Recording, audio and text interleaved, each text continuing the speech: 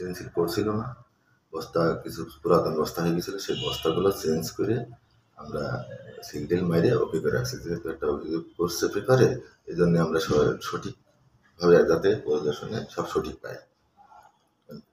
বুঝতে পারছি। এখন ওই যে আপনার যে চাল যেটা কেনার অনিয়ম হয় সেটা কি সত্যি কিনা? অনিয়ম হয়নি স্যার, সেটা সঠিক চাউল কেনা করা হয়েছে। কিন্তু বস্তার মিলের সিল ছিল না, কিছু বস্তায় এই পুরাতন কিছু বস্তা এসে গেছিলো, ওইটা আমরা চেঞ্জ করে নিচ্ছি।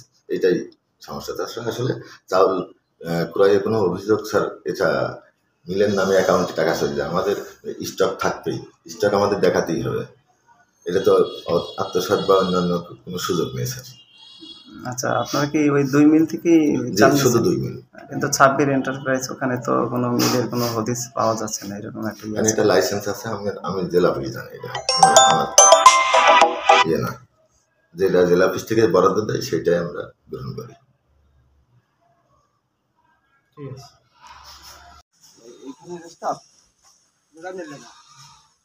লেবার না এটা এটা হ্যাঁ কি দানেশ মাঝি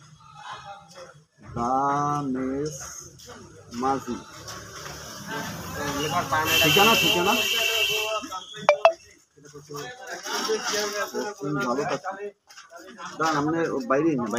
আরে আপনি আজকে কয়টা বস্তা আমি সিল মারছি?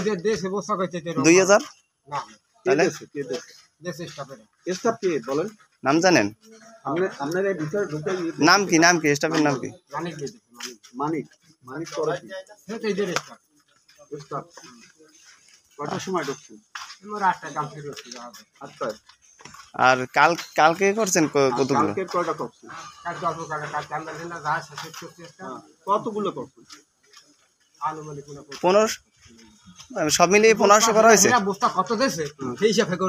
আচ্ছা, এমনি আপনি আনুমানিক 1500 বস্তা সিল মারছেন? 1200